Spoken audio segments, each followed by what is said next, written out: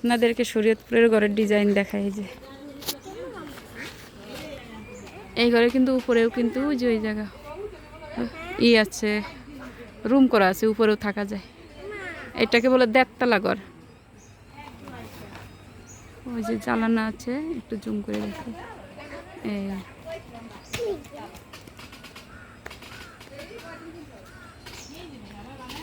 আর একটা বিলের মাঝে তো, ওই জন্য ঘরটা কত উঁচা দেখছেন উঠান থেকে।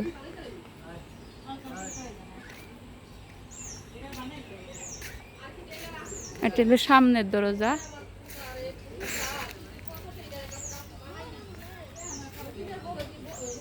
এলে পাঁচ দরজা, পাঁচ দরজা দিয়ে একটু ঢুকে দেখি ঘরের ভিতরে।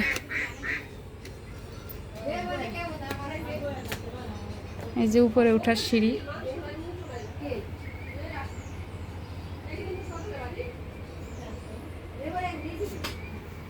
উপরে পরে উঠি আগে,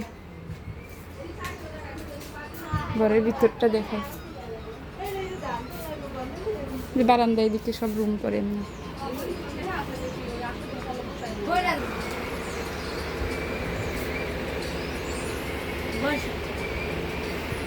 বসি, বসে থাকি দেখি তো আটতে আটতে আইসি।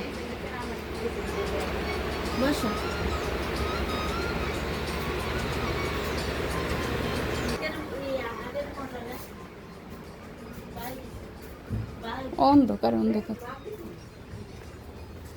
আসলে আপনাদেরকে একটু রুমের উপরে উঠে দেখায়, যে সিঁড়িতে, কাঠের সিঁড়ি।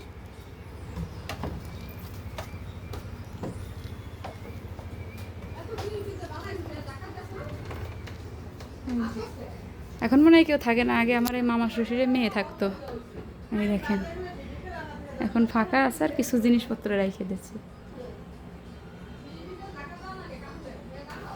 এমনি কোনো খাট মাট বিছানো নাই, এই আর কি। আচ্ছা,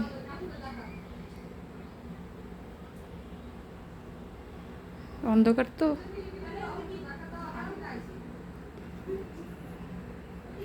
ভালোই লাগে আমার কাছে।